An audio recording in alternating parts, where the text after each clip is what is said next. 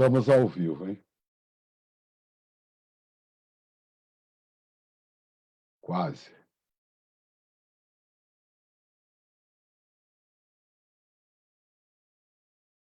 Bom, boa noite, pessoal.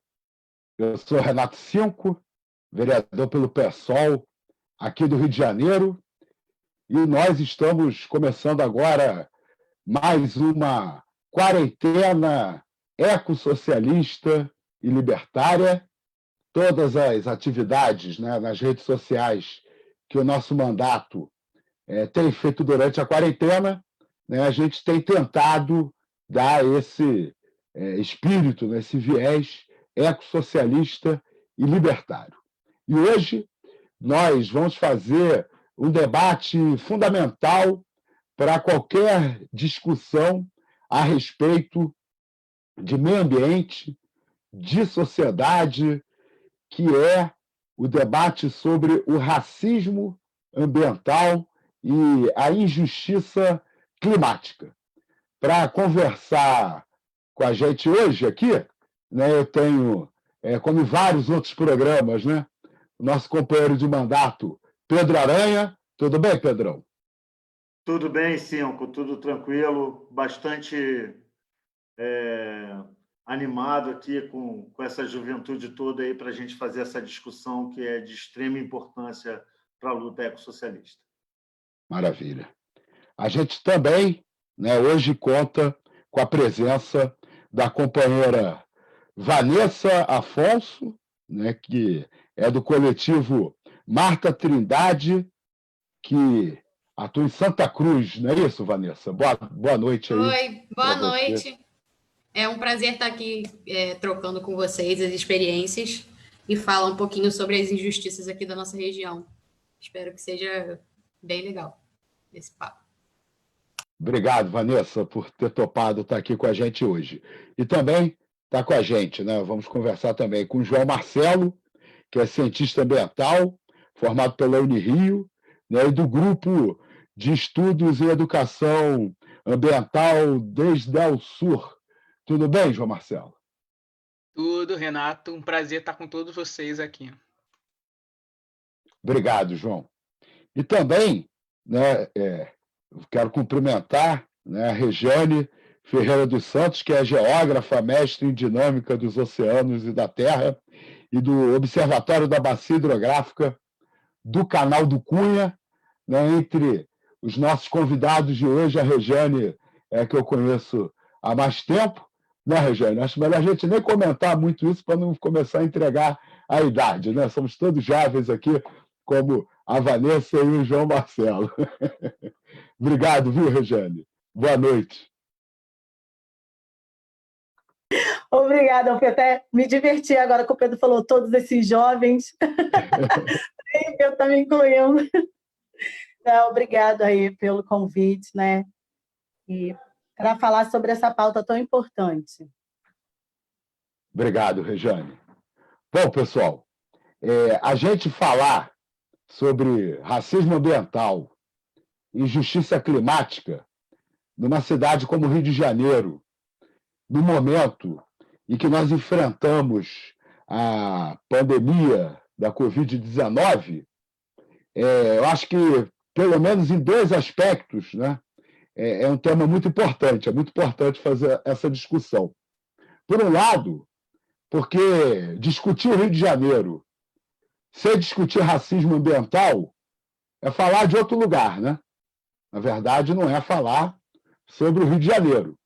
O Rio de Janeiro é uma cidade, né, que historicamente é construída, né, em torno de uma lógica, né, de racismo, de uma maneira geral, né, mas também no aspecto do racismo ambiental. Basta a gente, né, pensar como o Rio de Janeiro foi planejado a partir, né, de 1902 pelo prefeito Pereira Passos, né, que instituiu um apartheid social e ambiental no Rio de Janeiro, né? Foi o Pereira Passos, né, que assume todo um ideário, né, de modernização da cidade, né, de construção, né, até de uma cópia de Paris, no Rio de Janeiro, né, seria a mudança da cidade colonial para uma cidade capitalista moderna, pelo menos no ideário deles, né? E quando ele faz esse planejamento, né, ele reparte a cidade. Ele estabelece que o centro da cidade vai ser o local do comércio e dos serviços, né? Ele estabelece, na época, né, ainda era mais a região entre a Tijuca e Botafogo, né, um cinturão em torno do centro da cidade, incluindo o Rio Comprido, Catumbi, eram os bairros nobres da cidade, onde deveriam morar os ricos, né? E os pobres e as indústrias tinham que se mudar para os subúrbios ferroviários, né, da Leopoldina e da Central do Brasil. Né? Quer dizer, quando o Pereira Passos planeja a cidade, né, e, de uma certa maneira, a gente vive até hoje, né, as consequências desse modelo de cidade que vem lá de trás, da época do Pereira Passos, ele estabelece muito claramente, né, que o local das indústrias é junto com os trabalhadores, com as trabalhadoras, com a população mais pobre, né? E não cria, né, nenhum mecanismo, né, de incorporação, vamos dizer assim, de populações mistas em nenhum bairro da cidade, criando, inclusive, né, as condições para o fortalecimento do fenômeno das favelas, né, que é anterior ao Pereira Passos, mas que ganha muita força, né, na medida em que a cidade é repartida dessa maneira. Mas, por outro lado, você nunca teve uma situação em que a maioria da população tivesse emprego formal, né? Então, para botar em termos bem simples, esse planejamento do Pereira Passos, né, junto com a dinâmica de trabalho, a presença de trabalho informal, sempre atingindo pelo menos metade da força de trabalho da cidade, né, criaram a necessidade de muitos trabalhadores morarem perto de onde iam conseguir seus empregos, né, ocupando, né, a única área próxima dessas regiões centrais, né, do centro da cidade e da Zona Sul, né, possível para os pobres, que foram as encostas dos morros, né, as favelas. Então, eu quis fazer um pouco esse resgate histórico, né, para a gente entender que a pandemia da Covid-19, no Rio de Janeiro, ela está numa cidade marcada por essa profunda desigualdade, que nunca foi revertida. Na verdade, hoje nós temos cerca de 1,5 milhão, né, em 6,5 milhões de habitantes, pelo menos 1,5 milhão, né, que mora, né, em favelas ou nas periferias da cidade, sem acesso às condições básicas para enfrentar a pandemia, né, que é o esgotamento sanitário, né, as condições sanitárias, a própria capacidade de isolamento dentro das suas casas, devido à densidade da ocupação das moradias, né?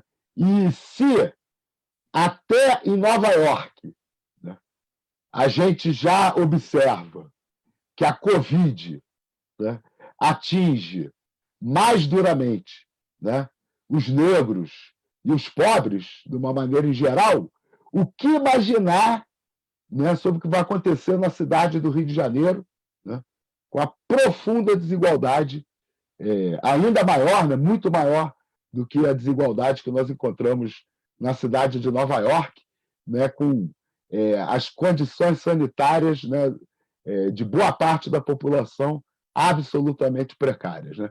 E como se já não fosse difícil o suficiente com as condições pré-existentes, a gente ainda tem um presidente da República genocida, né, que combate o isolamento social, que confunde a população, né, na minha opinião, provavelmente apostando no caos, né? Porque ele é um cara que tem ambições autoritárias explícitas, né? E cada vez mais explícitas, né? E eu não consigo imaginar outra racionalidade por trás do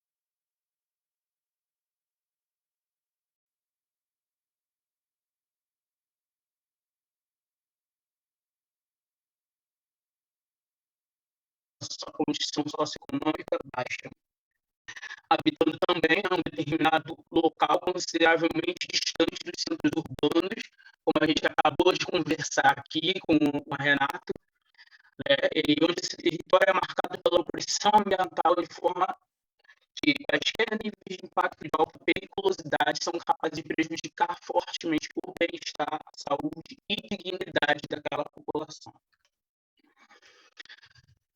Então, e a injustiça climática no meio disso? Falamos sobre injustiça ambiental, derivamos da injustiça ambiental para o racismo ambiental, agora a injustiça climática. Muito se é discutido nos tratados da ONU, né, sobre injustiça climática, sobre os povos em desenvolvimento que vão pagar muito pela crise climática, vão ser os mais atingidos pelas adversidades do clima, né, pelos efeitos das mudanças climáticas. Mas como isso se dá? Né?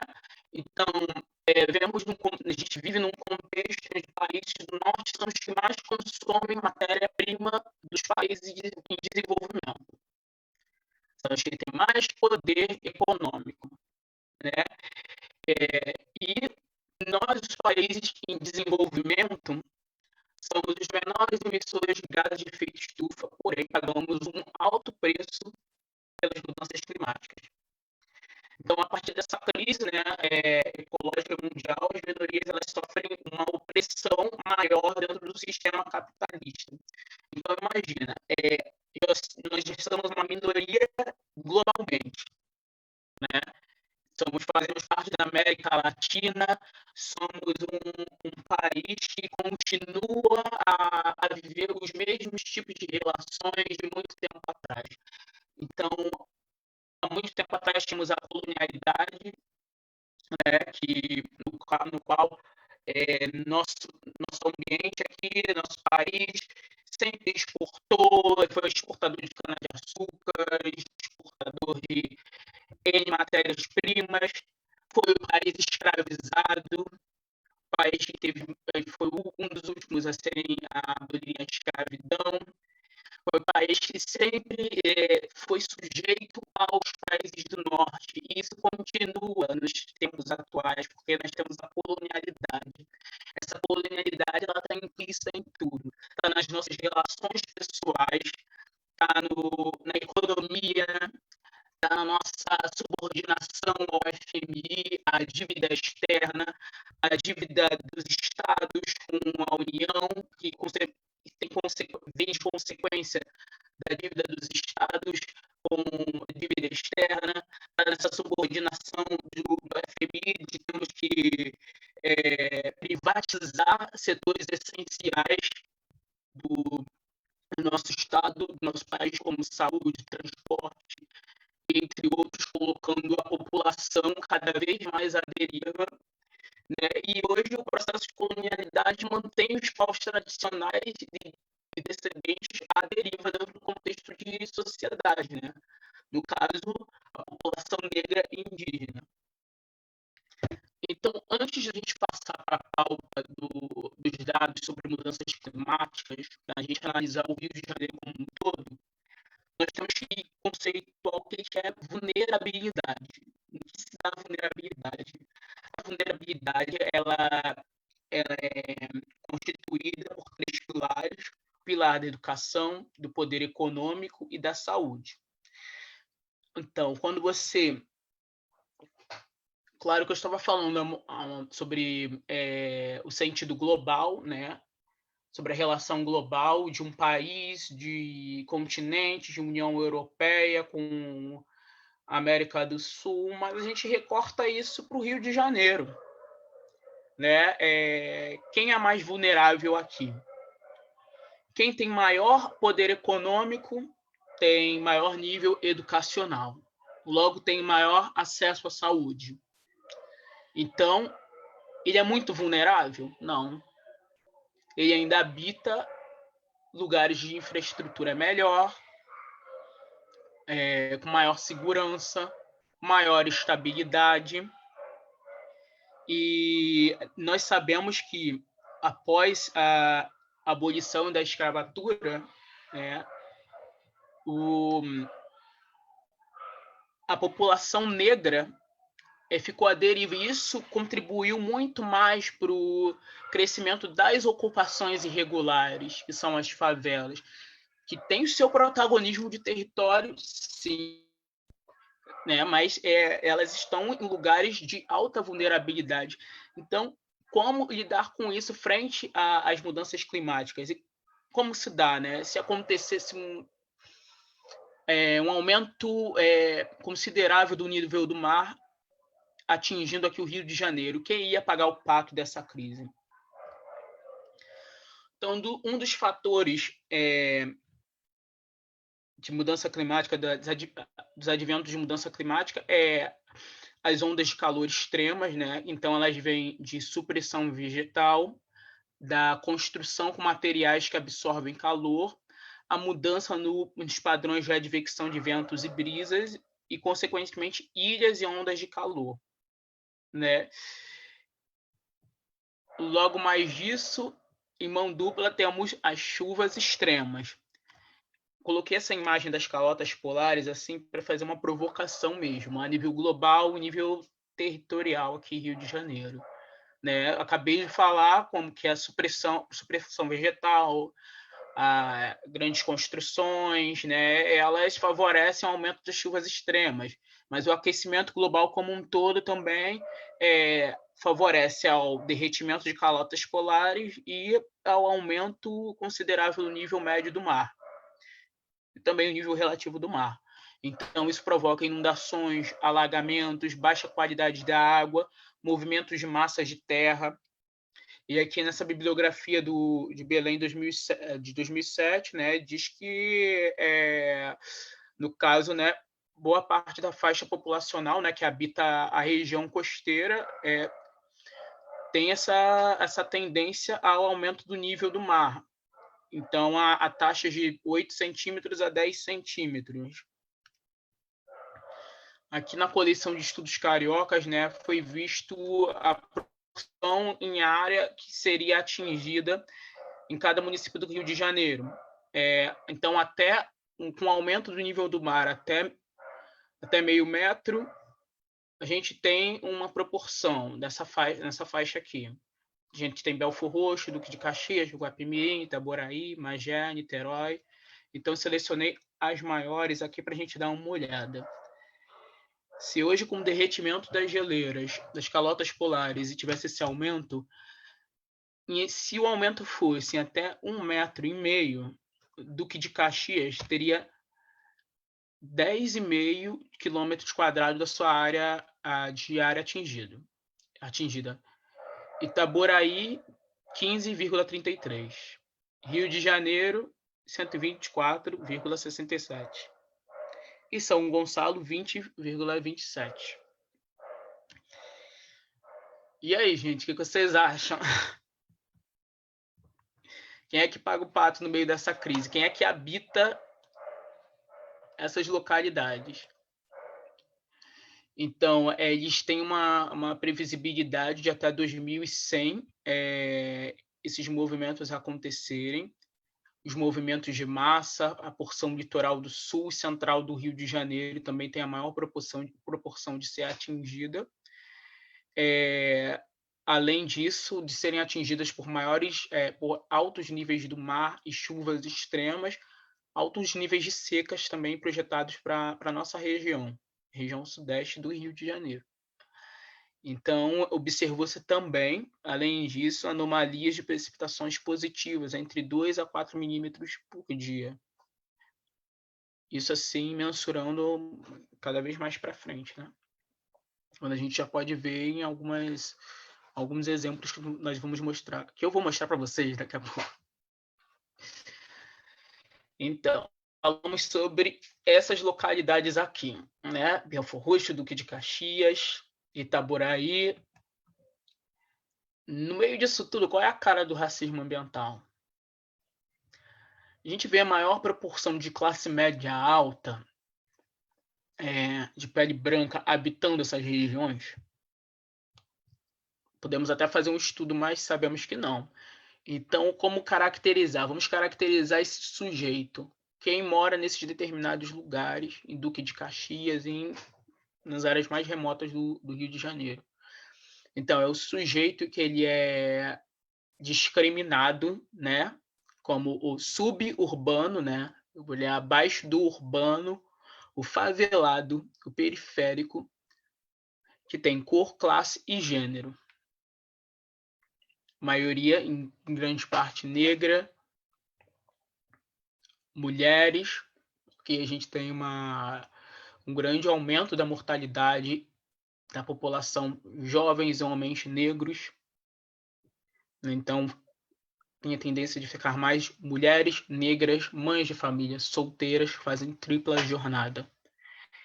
E o homem branco, ele é caracterizado pela figura eurocêntrica. Ela é detentora de poder econômico, razão intelectual, capaz de invalidar quaisquer tipos de cosmologia, fé e saberes tradicionais.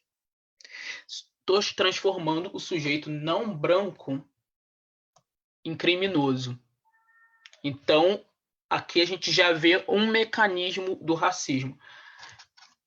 No caso, né, como havia falado antes com vocês, o racismo, quer dizer, a climatologia, o clima, a falar assim, esses adventos das mudanças climáticas, ele é uma pessoa, ele é a branquitude que chega e vou discriminar o negro, o indígena, eu vou atingir pior vocês. Não. Mas o mecanismo do capital colocou tanto essa população à deriva que as condições, as circunstâncias que cercam essa população são cada vez mais vulneráveis frente às mudanças climáticas. Então, nós vemos aqui, em 2010, o deslizamento de terra no Morro dos Prazeres, em Santa Teresa, nos dias 5 e 6 de abril, com 30 mortos. Em 2010, comunidade dos Guararapes, em Cosme Velho, deixando 4 mortos. Morro do Bumba, em Niterói, que hoje é chamado de cemitério por terem tido 267 mortos. E um dos mais recentes, eu não peguei um dos últimos, né? Isso foi na época que eu estava fazendo monografia. Então, o Morro de Boa Esperança, também, né? Que teve um alto número de mortes também lá. Né? Na época não tinha sido contabilizada todas as mortes.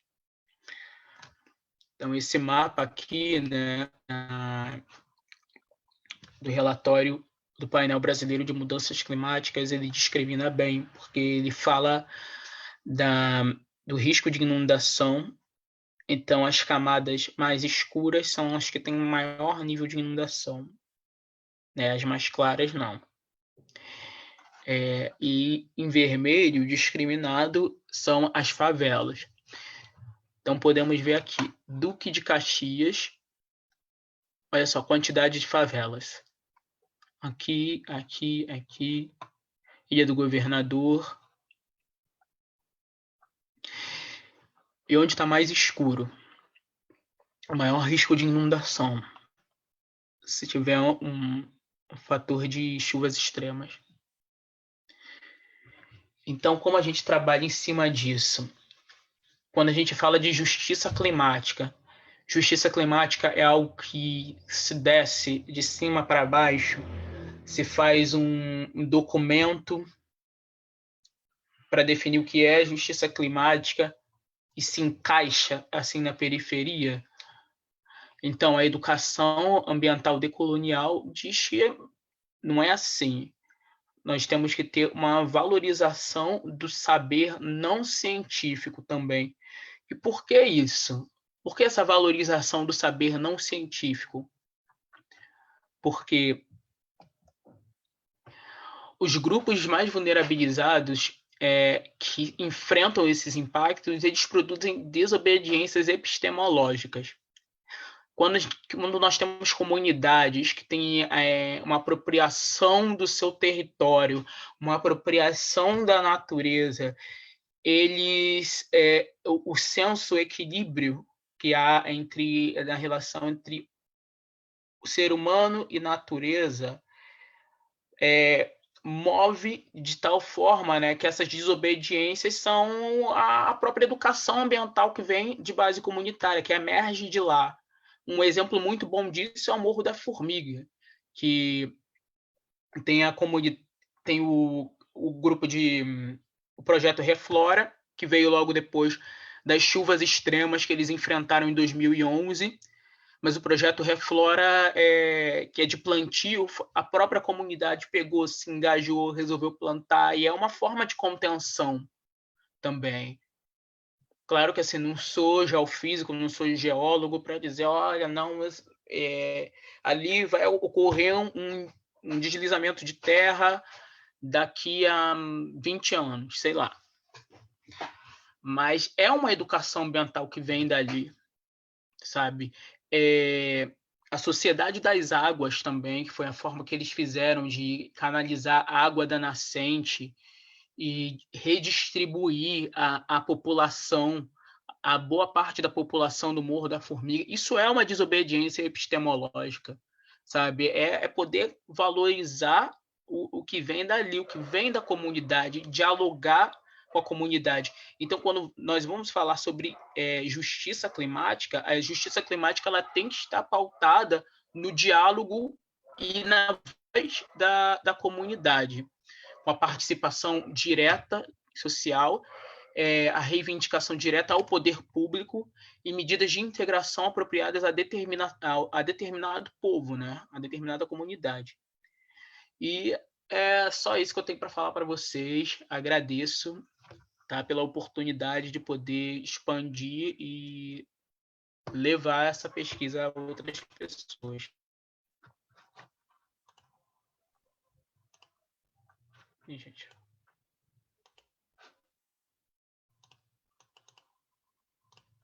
Está tentando parar aí, né? Estou tentando, não estou conseguindo. João, estão pedindo a tua apresentação aqui no Facebook, viu? Estão aqui várias pessoas pedindo. A gente está com uma audiência bem alta no Facebook, gente. Sim. Bom, pessoal, enquanto o João vai desligando aí, primeiro, João Marcelo, dizer que eu disse que era, né, só isso que eu tenho para dizer, foi muita modéstia da sua parte, viu? Muito obrigado aí pela sua apresentação, excelente. Né? Muito bom mesmo. Para quem está começando a nos acompanhar agora, né, eu sou Renato Cinco, vereador pelo PSOL aqui do Rio, né, e a gente está aqui fazendo mais uma quarentena ecossocialista e libertária. Eu consegui tirar, João. Eu vi que dava para eu tirar daqui. Nossa quarentena ecossocialista e libertária, né? E hoje estamos debatendo racismo ambiental, injustiça climática, injustiça ambiental. Escutamos agora o João Marcelo, né? Pedro Aranha está aqui com a gente também, a Rejane e a Vanessa. Né? E agora, então, nós vamos escutar a Rejane. Ainda bem que a gente escalou logo a Rejane para falar, Rejane, porque tem vários fãs seus ali já no Facebook. Né? Cadê a Rejane? Eu quero ouvir a Rejane. Rejane Regiane trouxe torcida. Fala aí para gente, Regiane. Mais uma vez, obrigado, viu, por você topar participar aqui com a gente. Seu microfone está aberto já. Obrigada, Cinco. Que bom poder falar depois do João Marcelo, né? Porque ele já traz uma contextualização importante, né? Dessa questão da injustiça climática, que é algo bem recente, essa discussão, né?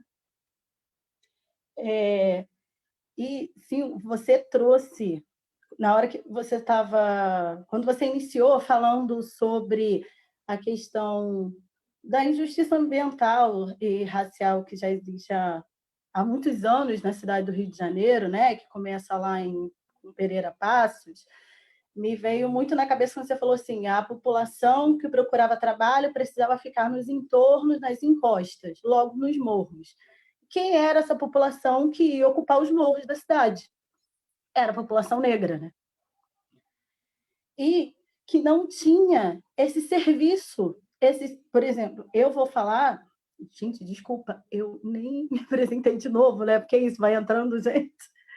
Então, boa noite a todas e todos. Meu nome é Regiane, eu sou geógrafa, eu sou do Observatório da Bacia Hidrográfica do Canal do Cunha. E eu vou falar um pouco sobre saneamento básico e a discussão sobre água na periferia do Rio de Janeiro, né? Nas favelas e periferias da cidade do estado, mas mais focado na cidade do Rio de Janeiro mesmo. Então, voltando, né, quando você, Cinco, traz essa fala da necessidade da ocupação das encostas, a gente sabe quem foi essa população e a cor da pele da população que ocupou essas encostas, né? E que foi ocupando sem nenhum apoio do governo. Foi num processo de autoconstrução, de uma necessidade de morar e trabalhar perto do trabalho, porque se hoje, né, a mobilidade urbana da cidade do Rio de Janeiro não é boa, imagina lá atrás. Se hoje a gente tem um problema de mobilidade, lá atrás era muito pior. Né? E a gente sabe qual é a cor da pele, né? Morro da Providência, Mangueira, Tuiuti, todos esses morros que ficam no entorno do centro, né, próximos. E aí a partir daí, esses espaços, que são os espaços ocupados por essa população, que não tem, que vai fazer a autoconstrução, que o Estado não vai entrar, né? O Estado não entra nesses lugares. Né? Aí a gente pode justificar, e aí eu estou falando com serviços de saneamento, né? com serviço de segurança é outra coisa. E não vai entrar, e aí a gente vai arrastando isso desde aquele período até o dia de hoje. Se a gente for falar de saneamento na cidade, já é um problema, porque a gente não tem o saneamento de forma adequada, né? Quantos por cento de esgoto sanitário é tratado na cidade ou no estado do Rio de Janeiro. Mas quando a gente vem para as periferias e favelas, isso só aumenta. Então, é um problema. A gente vai pensar hoje, você falou da pandemia, o João Marcelo falou da pandemia. A pandemia pede hoje coisas simples, né? Quer dizer, pede hoje coisas simples não, mas quem não tem dinheiro para comprar álcool em gel tem uma outra forma de se cuidar, por exemplo, de evitar contágio, que é lavar as mãos com água e sabão. Mas a gente sabe que isso é um problema. Por exemplo, no início da pandemia, eu recebi um vídeo, me mandaram um vídeo de uma área do Alemão que as pessoas já estavam há 5 dias sem água. Né? Então, algo que para esse já era um problema, porque acho que é isso que precisa ficar muito claro. O problema do saneamento na cidade do Rio de Janeiro não é um problema de agora, né? É um problema desde sempre. E para a favela e para a periferia, mais ainda. Mas nesse momento de pandemia, ela só vai ser mais um problema que vai aparecer. Então, se a pessoa não tem água nem para beber, imagine para lavar as mãos, lavar os pulsos. Aí a gente tem que... Aí quais são as recomendações da OMS, né? Se tiver que ir à rua, voltou, você bota a sua roupa para lavar, você vai tomar um banho, e toda vez que você mexer, você lava as mãos, e agora a gente está lavando o que a gente compra no supermercado, né? Porque pode estar contaminado. Mas que população... E a gente tem que lavar isso. E qual a população que está... Mas quem é que está podendo fazer isso? Porque, vamos dizer, no momento que se não tem água nem para beber, como é que você prioriza tomar banho, lavar roupa, né? E lavar as mãos sempre que possível? Como é que a gente vai fazer essa discussão se a água não chega? Se a questão da água potável sempre foi um problema. Agora, com a pandemia, virou um problema maior, mas ela sempre foi um problema para a favela. Né? E quem é essa população impactada? João Marcelo já bem trouxe. Qual é a cor da pele dessa população? A população negra, que no meio da pandemia está sem água. Né? Saiu agora, né, da Justiça para que a SEDAI e a Prefeitura do Rio se organizem para fazer chegar águas nas favelas. Mas é nesse momento? Se isso já tivesse sido resolvido lá atrás, seria menos um problema. Mas por que não tem vontade política de fazer isso? Né? Porque é a população periférica que está ali. Né? Se a gente for pensar na cidade do Rio de Janeiro, a classe média e a classe média alta, ela está na zona sul da cidade. E lá eles não têm problema com a água potável. Se a gente for pensar, por exemplo, a gente acabou de janeiro, né? Antes da pandemia, aqui no Brasil, a gente teve um problema com água com geosmina. Quem foi a primeira população? Quais foram as regiões que chegaram primeiro? Foi na Zona Norte, foi nas áreas mais pobres. E depois chega na Zona Sul, porque aí não tem mais como fazer manobra, não tem mais outra água, vai passar essa água. Mas qual é o problema? Mas chegou para todo mundo. Mas tem uma parcela da população que tem dinheiro para pagar e comprar água com condições de potabilidade para beber. E quem não tem essas condições de comprar água potável para beber? Então, como é que a gente vai pensar saneamento na cidade do Rio de Janeiro e pensar o saneamento para as áreas que a gente, lá no Observatório, a gente fala, né, que é territórios socioambientalmente vulnerabilizados.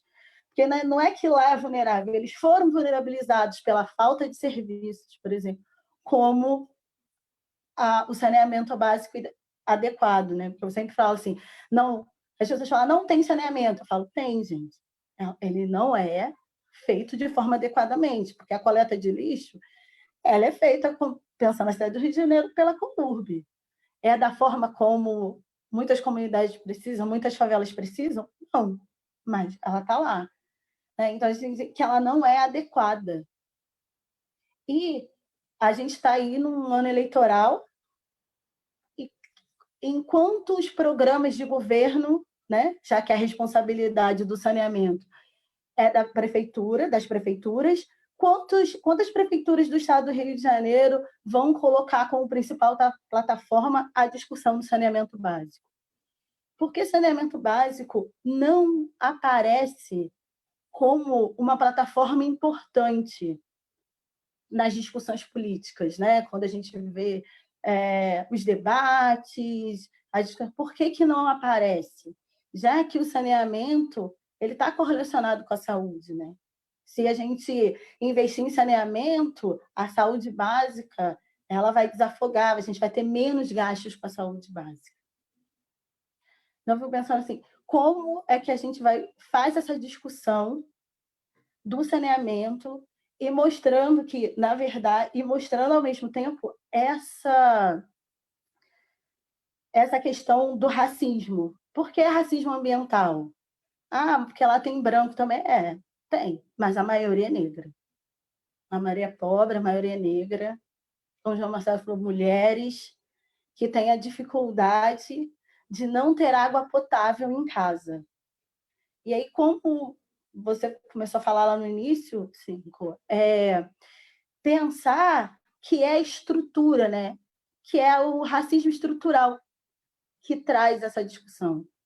Por que que até hoje, desde o início, desde lá de Pereira Passos, e a gente vem arrastando esse problema? Porque quem é a população que sofre com tudo isso? Não é a classe mais alta, não é a classe média, não é a classe média alta. São os pobres, negros, favelados, em sua maioria mulheres. Vou falar um pouco, gente, do trabalho do observatório,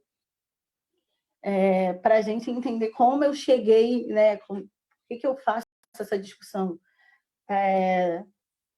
do processo de como o racismo ambiental, o saneamento básico, as condições de saneamento básico nas favelas e na periferia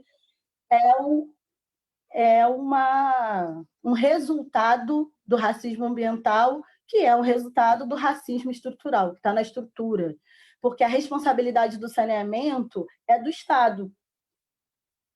E se o Estado não resolve investir no saneamento nas áreas pobres, faveladas e periféricas, então ele está pactuando, ele quer que esteja nessas condições. É uma escolha que esteja nessas condições.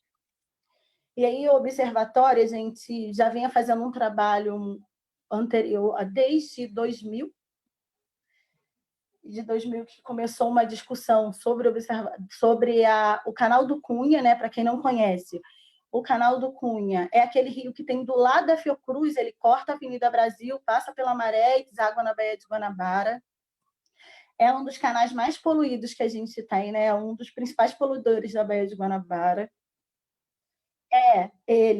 O rio Faretimbó deságua nele, e ali, nessa região ali de Manguinhos, tem sempre um processo de alagamento ali, se tiver uma chuva combinada com a variação de maré ali naquela região. E aí a Fiocruz, junto com instituições locais, né,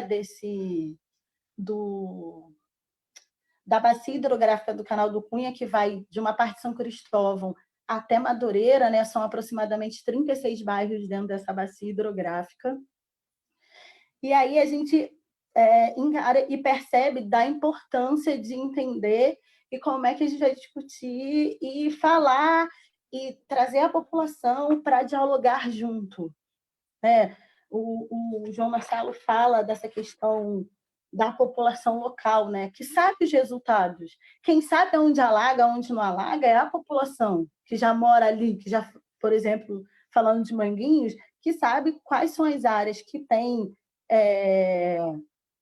enchentes, né, as áreas que alagam e as áreas que não alagam, né? E aí a gente vem fazendo essa discussão desde 2000 com organizações locais.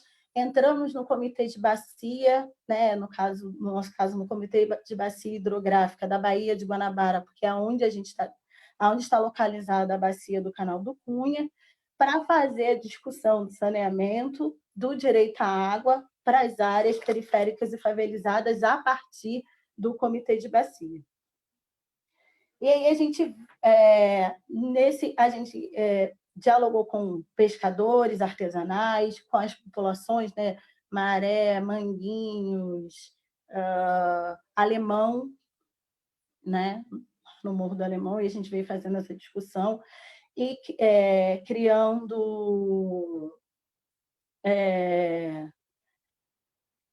realizando seminários e trazendo a população para dialogar com a gente.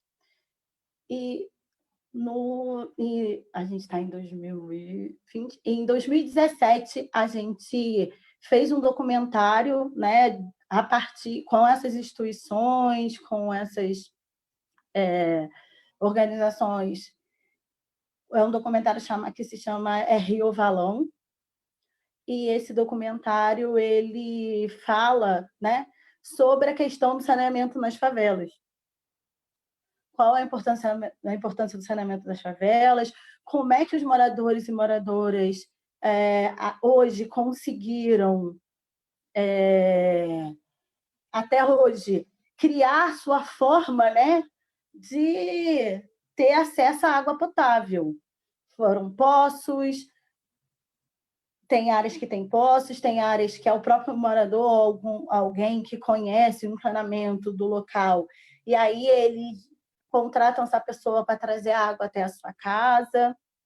Então, nesse processo de autogestão e apresentando esses espaços, como o Comitê de Bacia, que é um espaço de Estado e que toda a população pode participar, né?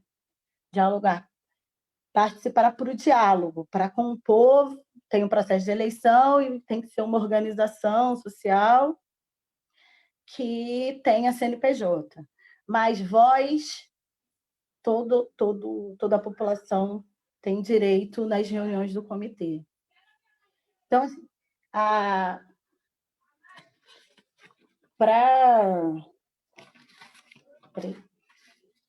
eu já falei do... Quando é que... Trazendo também, o João Marcelo me trouxe uma memória, quando ele vai falar, né, porque tem uma luta de floresta, de áreas de parques na zona norte, né? A gente, né, se a gente for pensar na área da zona sul, a área onde está, ou zona oeste, né, dependendo das áreas mais ditas nobres da cidade do Rio de Janeiro, a gente tem as áreas verdes, né? Quando a gente vem para a zona norte, essas áreas elas vão sumindo, né? Essas áreas são retiradas, essas áreas não são preservadas pelo próprio Estado. Então, que é isso, pensando na questão do clima, é essencial. Pensando em áreas para que não haja alagamento, né, para que haja infiltração, porque isso a gente tem um processo de urbanização, né, que começa que é impermeabilizar tudo. Então a água não tem para onde infiltrar, então ela vai escoar até onde der. Quando não consegue mais escoar, ela retorna. No caso das favelas, né, por exemplo, em Manguinhos, retornando para dentro da casa dos seus moradores e moradoras. Então, assim, a importância de ter áreas verdes nas zonas norte, né, na zona norte, zona oeste, nas áreas mais pobres, isso é essencial. E eu vou terminar por aqui, agradeço aí o convite, vamos... também quero ver as perguntas para além da minha torcida. Tem a minha torcida aí, como disse o Cinco. Então, que a minha torcida aí faça perguntas para que a gente possa desenvolver, porque às vezes eu vou falar dentro do meu trabalho, né? Mas tem às vezes umas perguntas que fazem umas provocações muito importantes, e às vezes coisas que a gente não colocou, a pergunta traz isso à memória para que a gente possa falar sobre o assunto. Obrigado, Rejane. Muito bom. Não foi à toa que a torcida estava querendo que você falasse. Bom, quem está passando por aqui agora, né, não sabe muito o que é isso. Né? Eu sou Renato Cinco, vereador pelo PSOL aqui no Rio de Janeiro. Eu e o Pedro Aranha, que trabalha comigo lá no mandato, estamos aqui, né, entrevistando o João Marcelo, a Rejane e a Vanessa, né, fazendo um debate, na verdade, sobre a questão do racismo ambiental, da injustiça socioambiental. Nós já escutamos o João Marcelo, acabamos de escutar a Rejane, daqui a pouquinho a gente vai ler perguntas aqui do público, e agora vamos ouvir a nossa companheira Vanessa. Obrigado, Vanessa, por você ter aceito o nosso convite. Está liberado já. Boa noite. Boa noite a todas e todos. Boa noite. Meu nome é Vanessa, eu faço parte do coletivo Marta Trindade aqui de Santa Cruz, que é próximo à Ternium, que é a antiga TKCSA. E contando um pouquinho da história do que foi a vinda da empresa para cá, né? A gente se deparou com essa vinda efetivamente em 2010, porque foram quando os impactos começaram a aparecer. Tiveram vários impactos. Enchente aqui onde eu moro, que é no Conjunto Habitacional São Fernando. Teve um impacto da chuva de prata, que eu acho que foi bem noticiado durante um tempo. E, além disso, eles fizeram uma soleira submersa também, em que algumas embarcações dos pescadores não conseguiam passar. Então, vários deles ficaram sem ter condições de trabalhar. Então, vendo isso, os moradores começaram a se mobilizar. É importante a gente lembrar que a empresa veio para cá e começou a operar sem a licença de operação.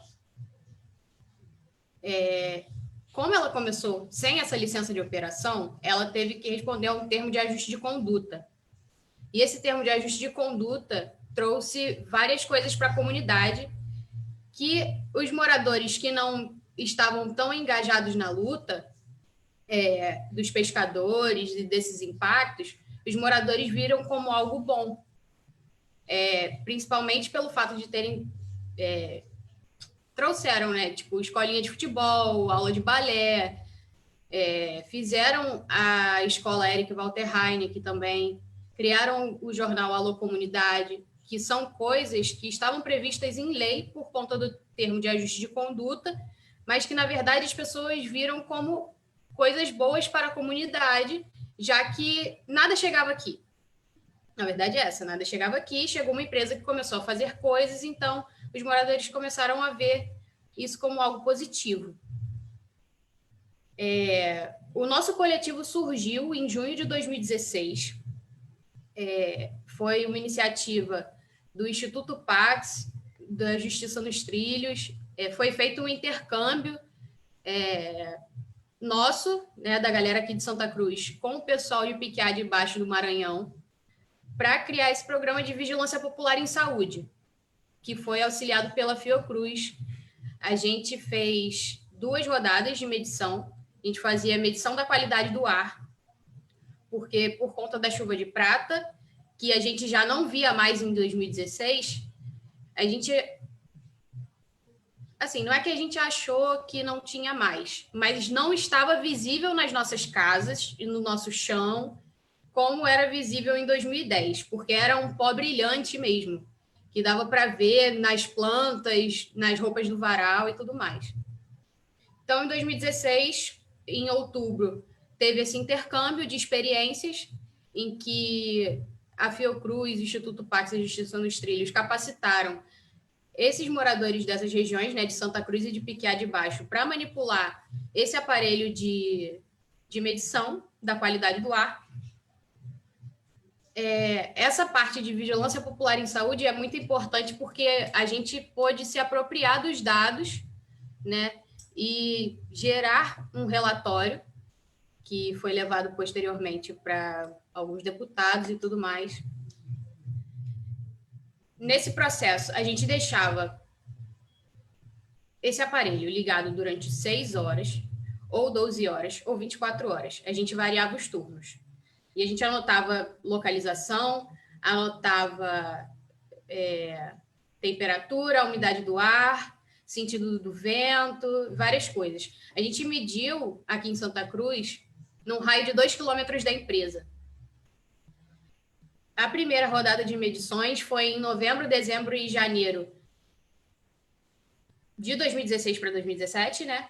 E a segunda rodada foi em maio, junho e julho de 2017, que foi quando eu entrei no coletivo. Que a primeira rodada tinham outras pessoas no coletivo e a segunda rodada entraram mais pessoas. E aí, com a análise desses dados, a gente chegou à conclusão de que o nível da qualidade do ar estava bem ruim mesmo. O nível de particulado no ar, de poluição, era maior do que o indicado pela OMS. Então, era bem complicado, já que os nossos governantes falavam que o ar daqui era melhor que o do Leblon. Enfim, tiveram essas questões, mas também tem os impactos relacionados ao trem de minério de ferro, né, que passa perto das casas, que eles não tiraram as pessoas de lá, né? E tem muitas rachaduras nas casas. Tem uma senhora que a gente sempre vai na casa dela, que o teto do quarto dela já caiu diversas vezes por conta do impacto desse trem, fora a poluição sonora, né? Então fica bem complicado para essas pessoas. Como os pescadores tiveram problemas com essa questão da barragem, né, dessa soleira submersa, que impactou diretamente a renda deles, eles entraram com um processo e em agosto de 2017, se eu não me engano, conseguiram uma indenização por parte da empresa. Mas, independente disso, mesmo você ganhando uma indenização, que é pouca, a pessoa ainda perde seu sustento, ainda perde o que ela sabe fazer. Então, fica complicado para as pessoas se manterem aqui, né? A gente, depois dessas rodadas de medição, dessa vigilância popular em saúde, a gente começou a fazer mais trabalhos de conscientização e educação ambiental em escolas, dar palestras e tudo mais, levando um pouco do impacto da empresa e contrapondo também a fala das pessoas que acabam dizendo que tudo são flores e a empresa é muito boa, sabe? Várias pessoas aqui já tiveram problemas respiratórios por conta da chuva de prata, o que é bem ruim considerando o cenário da Covid, porque se você respirou a chuva de prata e respira essa poluição durante muito tempo, você já tem uma predisposição a ter um problema respiratório. E aí, se você está exposto num local que não chega a fiscalização, que a gente liga para um 746 para denunciar a aglomeração e nada chega, e a aglomeração continua, porque a nossa conscientização não é suficiente, a gente vê as pessoas morrendo ao nosso redor, que é isso que está acontecendo aqui. As pessoas morrem, mas justamente por achar que aqui é um espaço que ninguém chega, tem essa ideia de que o vírus também não vai chegar. E ele chegou, né?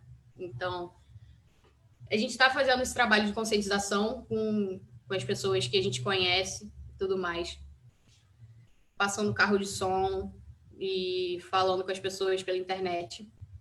Mas, assim, está bem complicado nesse sentido, porque a gente entende... O coletivo, no geral, o coletivo de jovens, é formado por jovens universitários e jovens que estão tentando ingressar. A gente entende que o nosso diálogo nem sempre é tão acessível, mesmo a gente estando no local periférico e tudo mais, tendo saído daqui, tendo nascido e crescido aqui, a gente entende que o nosso discurso muda, sabe? A partir das coisas que a gente vai vendo e vai estudando. Então, a gente tenta ao máximo fazer essa transposição didática quando a gente vai falar com as pessoas, para conscientizar, porque realmente a gente está à mercê aqui. Não tem muito o que fazer. É só esperar que as pessoas conhecidas não morram dentro das suas casas. Eu acho que é isso, basicamente. Poxa, Vanessa, te agradeço muito também a sua contribuição aqui para o nosso debate. Eu acho que o Pedrão escolheu muito bem quando sugeriu convidar vocês três. Acho que vocês estão contribuindo bastante, porque a gente está vivendo um momento em que a gente precisa de muita reflexão, a gente precisa, né, de elementos e de crítica, porque A gente não pode desejar a volta à normalidade, porque foi aquela normalidade que trouxe a gente até aqui, né? Essa eterna normalidade. Essa é normal o Brasil, a vida inteira, ser um exportador de matéria-prima que não consegue, né, garantir o bem-estar do seu povo. Isso é o normal, né? O normal é a devastação ambiental, é a gente ficar sendo vítima de zoonoses por conta da devastação das florestas, da maneira como a gente se alimenta, né? Da maneira como a gente cria o gado para se alimentar, né? E é muito importante que esse debate também, eu acho que vocês ajudaram muito até aqui, ser concreto, né? A gente são 4 cariocas aqui conversando, 5, né? O Pedrão está aqui também, que ele não está aparecendo aqui para mim agora.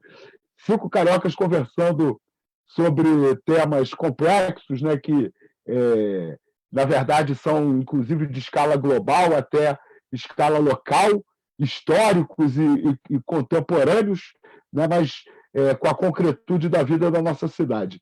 Estou muito feliz, né? Acho que eu estou até elogiando demais o debate, que ainda não acabou, mas eu fiquei muito satisfeito com as falas de vocês 3 e também com a participação aqui. Tem muitas saudações para vocês, parabéns aos 3, né? Desde antes das falas, inclusive, várias pessoas vindo acompanhar os debates na expectativa de escutar. Eu nem vou fazer uma pergunta minha, porque eu quero ler alguns comentários e ver as perguntas que saem aqui dos comentários, antes de passar a palavra para o Pedrão e devolver a palavra para vocês, né? Agora, agradecer a Raquel Matos pelo comentário. O Fábio Rocha diz o seguinte: o Brasil se tornou um país de gado e soja. Estamos pagando por não investir na ciência e na educação, como fez a Coreia. Estamos 100 anos atrasados. Ingrid Marinho, mandando boa noite. Maíra Bernardo, mandando boa noite. Lúdia Araújo também. Vitória Oliveira, né? João Marcelo, só admiração. Também Rony Martins, dando boa noite.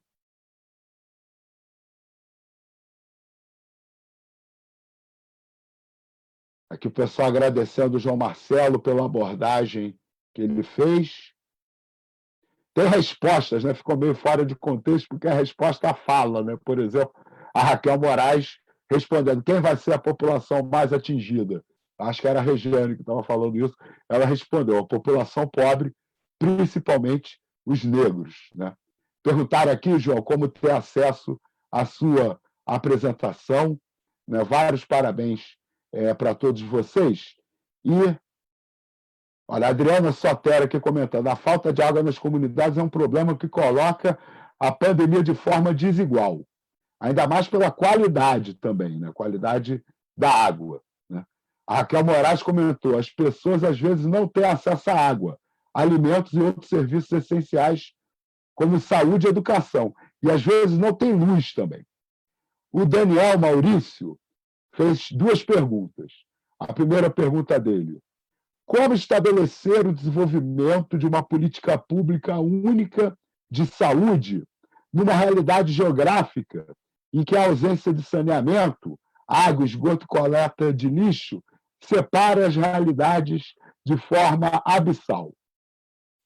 E a outra pergunta dele segunda pergunta: diante desses abismos no saneamento, como estabelecer uma política pública de combate à epidemia para as favelas e periferias, de modo a dirimir a difusão do vírus?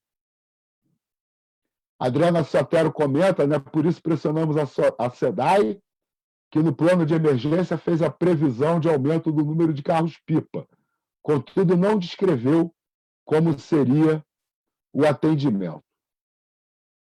Tem outro comentário aqui do Daniel, esse é bem grande. Ó. A urbanização do Rio de Janeiro criou uma região metropolitana em que as favelas, tornadas complexos, expansão do seu território, estão justapostos aos bairros, de modo que pouco vai adiantar uma política pública para os bairros se não tivermos uma abordagem pegando as favelas. Exemplo, Complexo do Jacarezinho está na mesma dinâmica socioespacial de Higienópolis, Maria da Graça, Caxambi, Tuiuti, Mangueira com São Cristóvão, Benfica e Maracanã. E por aí vai. Vivemos uma mesma realidade geográfica.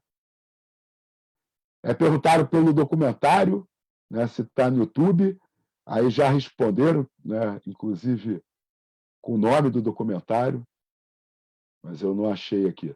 Eu estou tentando abrir um aqui, só que está me mandando para outro link. Olha, tem um aqui mais polêmico, hein? Eu não vi essa pesquisa, não. Helenita Maria dizendo que todos têm sido sem discriminação pela pandemia, né? Imagino que atingidos. Pesquisa mostrou em gráfico maior número de letalidade em pessoas de cor branca. Eu realmente desconheço. Seria bom ela colocar a fonte. Eu vi o contrário, né? Pesquisas, gráficos e matérias falando, né, da letalidade maior entre os negros, né? Aí tem um comentário aqui da Dejani. Coronavírus é mais letal entre negros no Brasil, apontam dados no Ministério da Saúde. Pretos e pardos chegam a 1 em cada 3 mortos por Covid-19, 32,8%. Casos podem estar ligados à desigualdade social e doenças associadas à desigualdade, né? Como, por exemplo, a Vanessa chamou a atenção, né, para o fato de quem sofre mais impacto ambiental, no caso lá de Santa Cruz, né, o impacto ainda é sobre o sistema respiratório da população, evidentemente, né, que também vai estar mais vulnerável, né, no território. Parabéns pela fala da Vanessa, Adriana Sotero. Flávio Rocha. Transposição didática é tudo na hora de tratar da nossa realidade e das interpretações científicas sobre os temas de racismo ambiental, saúde e violação dos direitos humanos. Arrasou, Vanessa. Aline Marins. Obrigada por relatar nossa luta tão bem, Vanessa. Aqui, Ingrid Maria, obrigada por abordar essa temática tão relevante. Vocês são incríveis. Parabéns. Ângelo José escreveu o seguinte: em nota do Observatório da Governança das Águas, exigimos 3 decisões em todos os estados. 1. Proibir temporariamente a interrupção do fornecimento de água, mesmo em situações de inadimplência. 2. Garantir a gratuidade da cobrança do serviço para os usuários que já estão na tarifa social. 3. Fornecer alternativas rápidas para levar água limpa às populações que ainda não têm acesso. Vamos criar uma campanha para acompanhar isso. Aí colocou aqui o site observatoriodaságuas.org/publicações, né, e o resto do link aqui. Renato Stuart. 5. Acho que o nosso maior desafio colocado é a comunicação com os atingidos. Como chegar aos principais atingidos e convencer que benesses pontuais são formas covardes de silenciar. O Flávio Rocha, eu acho que, reclamando lá daquela pesquisa que foi citada sem a fonte, falando que a maioria de cor branca está cobrando aqui, né, que quando se citar a pesquisa, que se coloque a fonte. Né? E a Dejani colocou um link, mas eu não estou conseguindo abrir. Né? Bom, vários comentários, dando parabéns para cada um de vocês 3, eu não vou ler todos, senão vai ficar muito extenso. Né?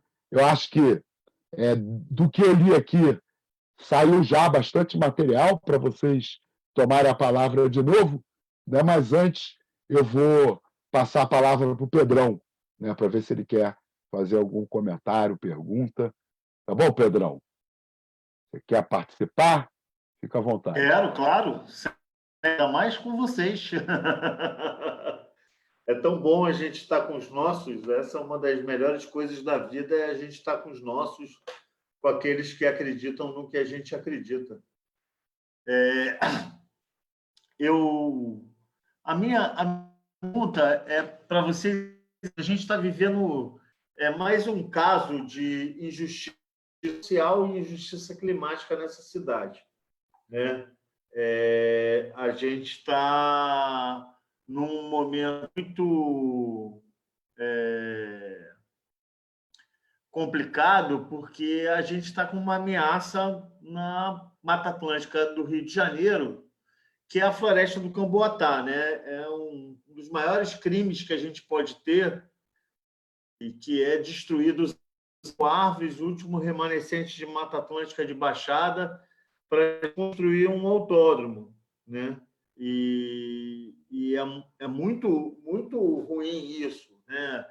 Com perspectiva, num pós-pandemia, numa cidade como essa, que a gente tem previsões da OMC para daqui a 5 anos ainda a gente não poder estar se reunindo, para que destruir 200 mil árvores? Para que construir um autódromo? Para que tirar o último remanescente da Mata Atlântica na região de Guadalupe, Ricardo de Albuquerque, Deodoro? A gente sabe o quanto aquilo ali é rodeado de favela e o quanto aquilo é importante. E aí o governo do estado do Rio de Janeiro, com a prefeitura, está chamando para uma audiência pública virtual para apresentar um EIA-RIMA que é fraudulento, né? Então, a minha pergunta é uma denúncia, né? Aproveitando aqui o espaço para a gente denunciar que querem destruir 10 mil árvores na floresta do Camboatá para construir um autódromo, que a gente não quer o autódromo lá, né? Não estou aqui nem dizendo se tem que fazer o autódromo em outro lugar, eu acho que tem que se fazer o autódromo em outro lugar, mas nesse momento eu acho que não tinha que se fazer autódromo nenhum. E devia até se repensar se a gente deve ter um autódromo no Rio de Janeiro. E eles estão marcando essa audiência pública para o dia 28 de maio. Então, a gente precisa denunciar isso, porque isso é mais um crime de racismo ambiental com uma população que sofre. Nós que moramos no Rio conhecemos a realidade de Guadalupe, de Deodoro, de Ricardo de Albuquerque, e o que vai significar lugares que já sofrem com enchentes, com calor, a destruição de 200 mil árvores. Então, a minha pergunta é muito em cima disso aí, mais desse caso de injustiça ambiental, né? E que parte da população, sabe, Vanessa, está iludida, igual a população de Santa Cruz. Eu lembro quando, na época dessas públicas da Siderúrgica do Atlântico, que era como se chamava essa empresa, porque ela muda de nome toda hora, porque é uma estratégia, né? Mudar de nome, ninguém lembra do problema, né? Mas a gente está aqui para lembrar que ela era lá a Companhia Siderúrgica do Atlântico, depois ficou TQA-CSA, e agora ela tem esse outro nome aí, que é o Ternium, né? Eu nunca consigo falar essa porra desse nome direito. E os moradores da localidade quase bateram nas ambientalistas que a gente era, né? Eu lembro dos debates na Câmara dos Vereadores, vereadores anunciando a escola técnica que ia ser feito, o hospital, e hoje a gente vê a realidade do que foi. A empresa dá nenhuma geração de emprego para a população local, porque sempre é esse outro peixe que eles vendem, né? O mesmo peixe do autódromo é a geração de emprego local. E isso, para concluir, só dizer o seguinte: saneamento básico é a geração de emprego no 21, porque a gente está gerando emprego de baixo carbono, que vai recuperar a possibilidade da renaturalização de muitos rios na nossa cidade. E esse é o tipo de emprego que a gente precisa: emprego de recuperação de área degradada, recuperação com saneamento básico. E é isso que a gente precisa traçar para a nossa economia se movimentar, né? Se a gente quer uma nova realidade, a gente tem que lutar por esse emprego de baixo de carbono, para a gente não chegar àqueles dados assustadores que mostrou para a gente e que são muito mais próximos hoje da realidade do que eram há 2 anos atrás. É isso, sim. Muito agradecido de participar desse debate e a gente poder falar um pouco do Camboatá e da geração de empregos de baixo carbono a partir da recuperação de área degradada e do saneamento básico. Obrigado, eu que te agradeço, Pedrão, mais uma vez me ajudando aqui a tocar a nossa quarentena ecossocialista e libertária. Agora, o pessoal aqui do Facebook tá querendo participar mesmo, né? Enquanto o Pedrão falava, surgiram mais 2 comentários, então eu vou ler esses 2 comentários, e mais um agora, 3. Eu vou ler esses comentários e aí eu passo a palavra de novo para vocês. Vamos lá. Ângelo José. Amigos das águas, amigos e amigas das águas, pedimos sua ajuda e defesa da Mata Atlântica. Essa floresta empresta generosamente uma de suas espécies para dar nome ao nosso país. Garante a água, abriga a biodiversidade, regula o clima e nos oferta saúde e bem-estar. Mesmo assim, está sendo ameaçada pelo próprio governo, que quer diminuir sua proteção e renega a aplicação da lei do bioma. Por isso, pedimos a ajuda de vocês assinando a petição e compartilhando em suas redes e meios. #EleNãoVerdeSim. Né? E aí tem aqui o link na avaz.org/SOS Mata Atlântica. Tá? Então, o comentário, divulgação ao mesmo tempo, né? Importante a luta em defesa da Mata Atlântica. Daniel Santos. João, como você enxerga o movimento ambientalista global em relação aos temas racismo ambiental e justiça climática? Esses assuntos recebem algum tipo de relevância por quem tem mais voz, representantes, entre parênteses, no movimento ambientalista em perspectiva global? Quais são as narrativas? Maria Cecília escreveu Floresta do Camboatá, bem lembrado. Não entendo essa recusa em tratar esgoto no Brasil, também comentário dela. Né? Renato Stuart, boa Pedrão, e Serginho, boa Pedrão, diga não ao autódromo SOS Floresta do Camboatá. Serginho Monteiro. Bom, então vamos repetir a rodada como foi feito no início, né? Se a gente for inverter, de repente não dá tempo da Vanessa descansar, tomar fôlego de novo, né? Porque não é fácil fazer essas falas, né? Aliás, esse negócio de ficar fazendo transmissão ou reunião pela internet o tempo todo é bem mais cansativo do que eu imaginava, né? E eu já estou pensando que até o final dessa crise eu terei pesadelos em que eu vou sonhar que eu moro dentro do Zoom, né? Eu não vou conseguir sair dessa caixinha aqui. Né? Bom, parar de falar besteira. João Marcelo, contigo.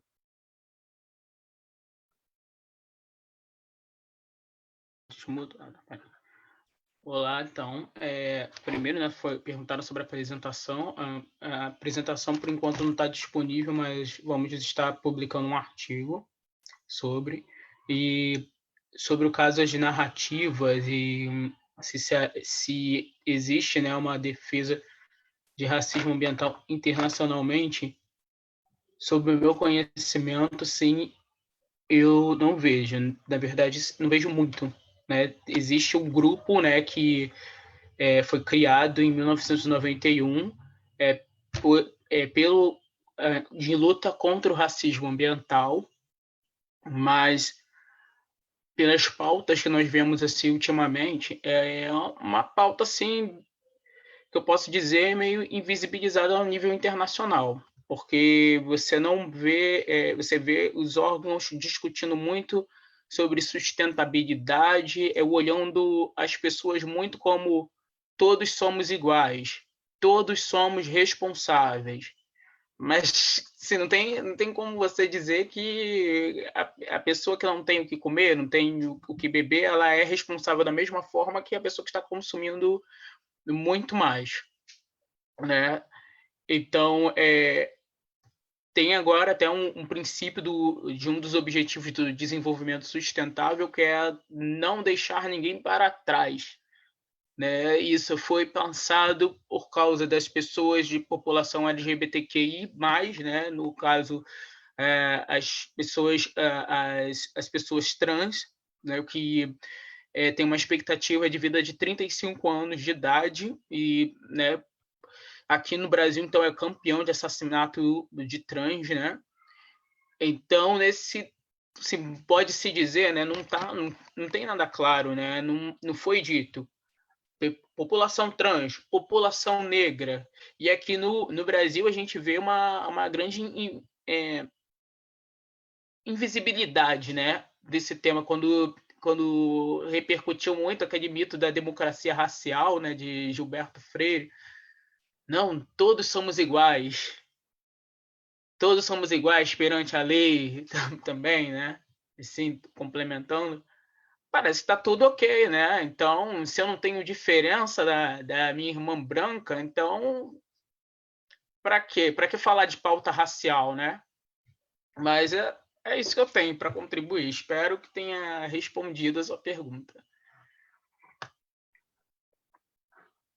Obrigado, João. Então, agora é a vez da Rejane. Tá muda. 5, deixa eu só te pedir para você, porque tem algumas coisas eu anotei, e tem a pergunta do Daniel que eu não consegui anotar, porque eu não sei se a relação, eu não consegui entender direito a pergunta, se era a relação da cidade com as favelas, com territórios favelados, os bairros do entorno, só para... Eu estou procurando aqui a pergunta. Porque as dele eu não consegui anotar, porque eram maiores, né? Sim.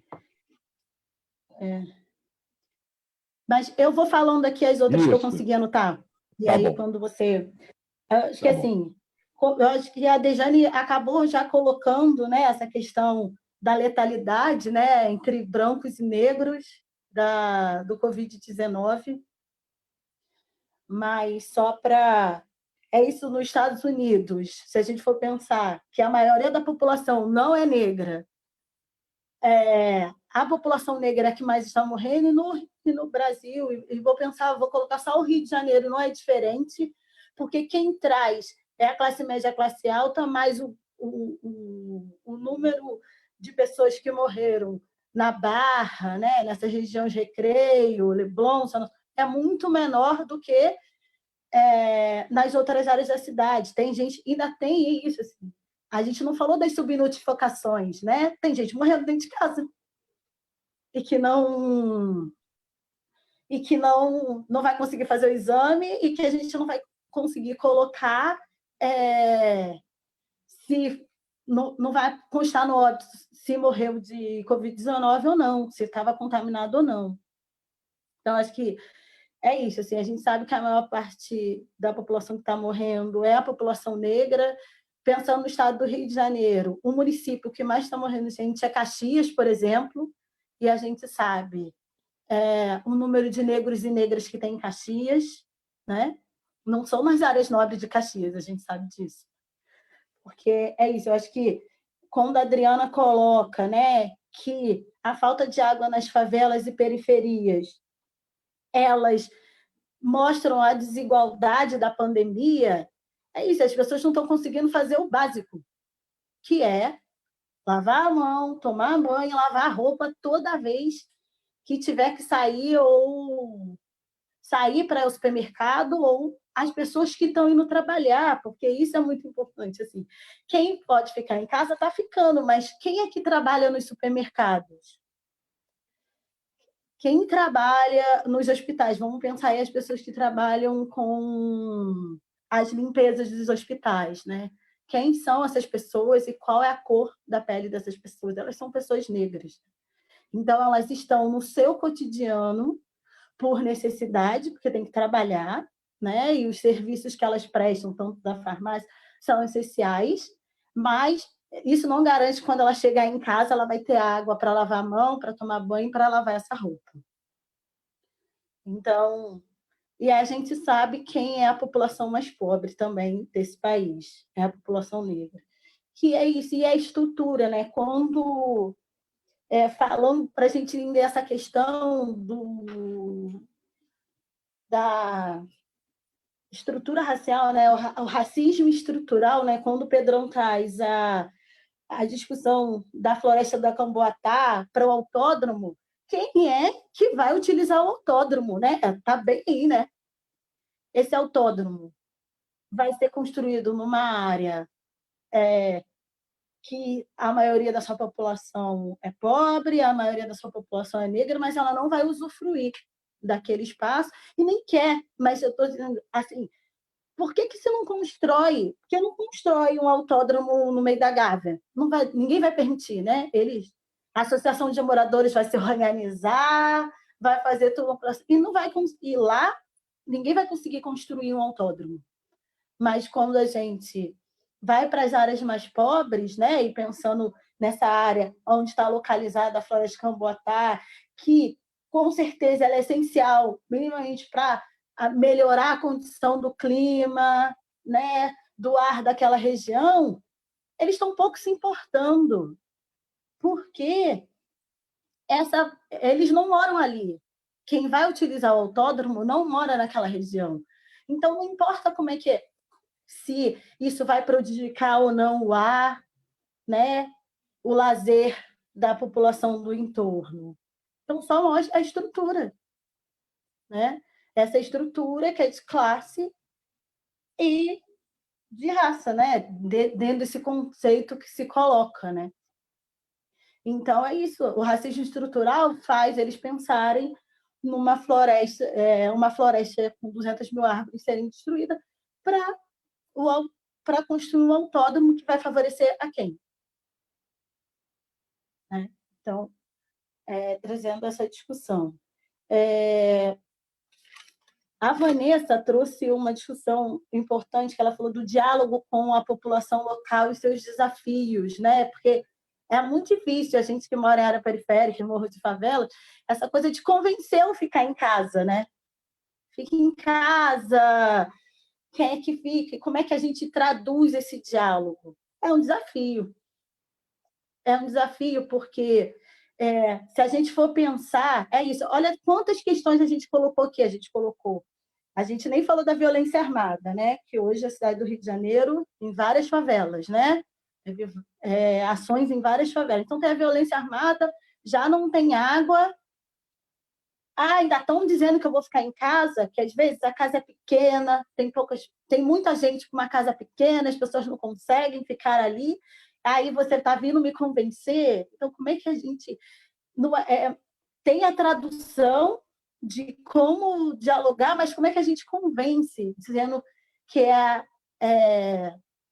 uma forma de se resguardar, mas a pessoa vai dizer, na minha casa desse tamanho tem um monte de gente, como é que é isso? Na minha casa somos 7, como é que eu fico dentro da minha casa? Num lugar pequeno, sabe? Então, assim, é muito diferente, né?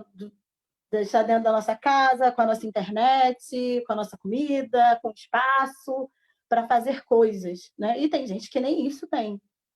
E nas áreas faveladas nem tem internet gratuita, igual tem na Zona Sul, né? Então, às vezes, nem a internet em casa para ficar com o celular a pessoa vai ter. Então, assim, é um desafio, mas a gente eu vejo o pessoal em Manguinhos fazendo esse diálogo. Eu até peguei material e espalhei por aqui esse material de como as pessoas podem fazer, mas é um desafio e como a Vanessa disse, assim, a gente está torcendo para não enterrar os nossos, né? Os vizinhos, amigos, a família de quem está próximo. Acho que eu respondi. As perguntas do sobre Daniel. O documentário. Né? O documentário, o nome é Rio Valão, e tem na nossa página do Observatório da Bacia Hidrográfica do Canal do Cunha, e também tem no YouTube. No YouTube também tem o documentário. Fala. Agora tem aquelas questões do Daniel. Aí eu queria só aproveitar a última coisa que você falou também, sobre o que fazer, né?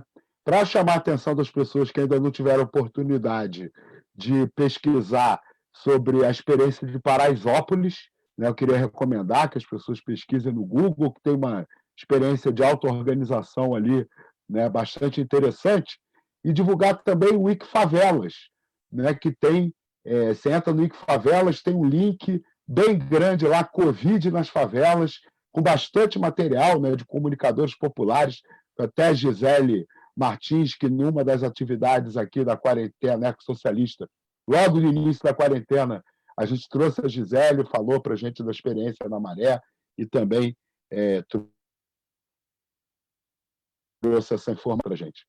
O Daniel ele fez 2 perguntas e um comentário. As perguntas foram as seguintes: como estabelecer o desenvolvimento de uma política pública única de saúde numa realidade geográfica em que a ausência de saneamento, água, esgoto, coleta de lixo, separa as realidades de forma abissal? E a outra pergunta foi: diante desses abismos no saneamento, como estabelecer uma política pública de combate à epidemia para as favelas e periferias de modo a dirimir a difusão do vírus? E aí o comentário dele foi dizer que as favelas elas cresceram, se transformaram em complexos, né?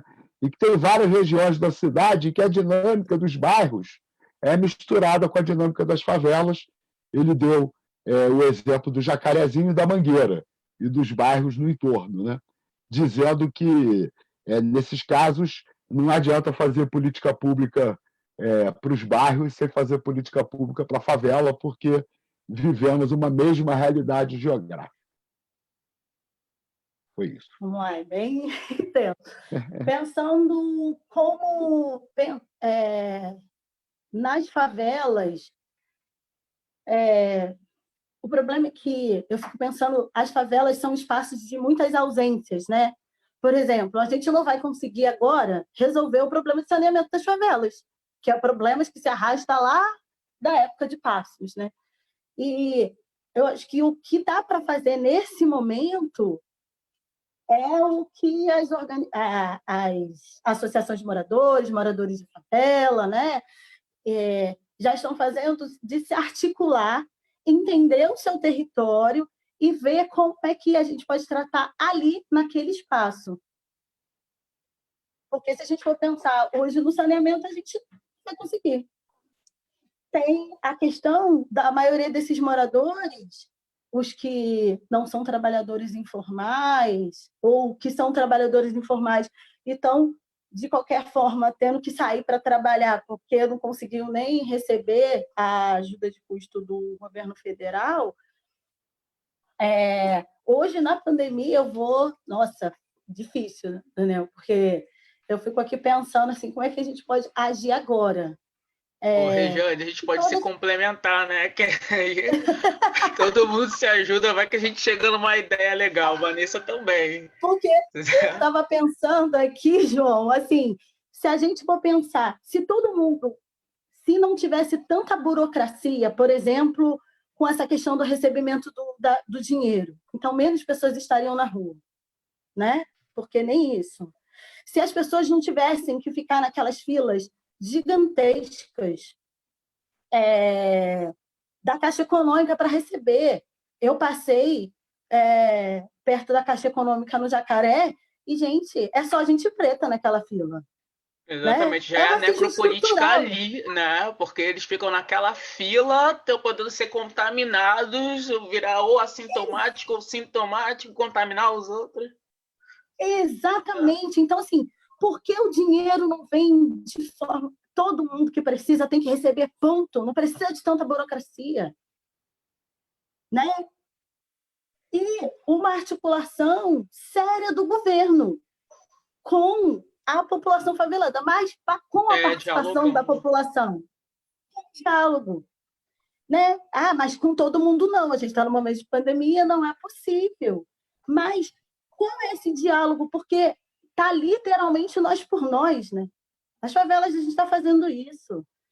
Manguinho está assim, Jacaré está assim, Maré está assim, Alemão está assim. É nós por nós. Então, a política, assim, nesse momento, como não dá para resolver a questão do saneamento, né?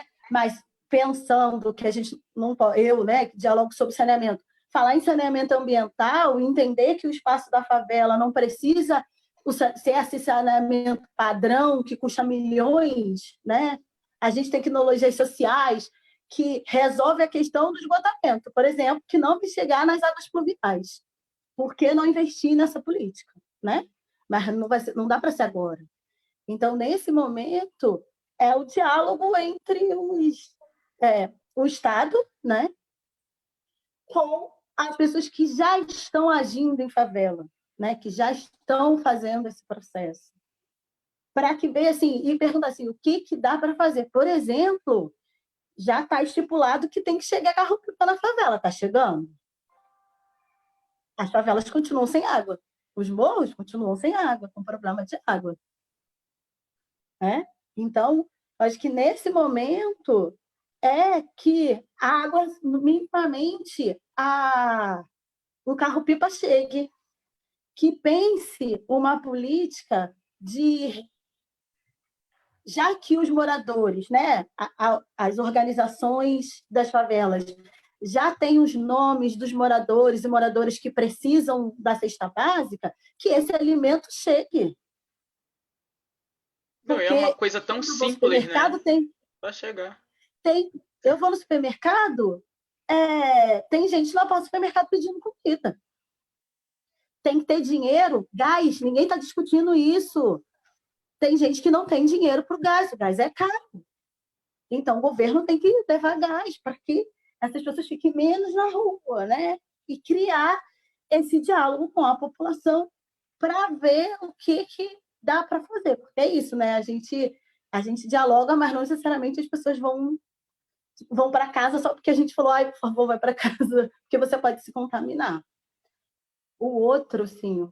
Desculpa, fala, João, que você falou, vamos nos ajudar, porque eu falei, nossa, isso Você já falou bastante, né? Acho que vem principal mesmo é disso, né? Da territorialidade, né? Esse protagonismo que vem das favelas mesmo, né? De quem já está fazendo lá e cabe o Estado se descer o degrau e tá, vou conversar com você. O que vocês querem? O que vocês acham melhor, né? Mas só isso. E sobre a questão da saúde, né? Como é que a Dona perguntou sobre a questão da saúde? Se o SUS ele fosse implementado de forma como ele foi pensado, a gente não teria um problema. Assim, vamos pensar na cidade do Rio de Janeiro, que sofreu, que a gente pode dizer, que vem sofrendo um desmonte da saúde básica, né? Um monte de gente mandada embora, eles aprovam uma lei que os agentes comunitários de saúde não são mais importantes, né? Não são essenciais, então pode se mandar embora, né? E sem o saneamento, a saúde básica sem o saneamento chegar nas favelas, a saúde básica vai continuar sendo acessada por causa dessas doenças de vinculação hídrica, né? Porque essa falta de saneamento, ela traz doenças, né? Dor de barriga, leptospirose, que afeta diretamente a população, que são doenças de pobre, doenças de preto, preta que pega, né? A gente sabe, né? A gente pobre, gente que pega essa doença. Por quê? Porque está nessas áreas sem o saneamento.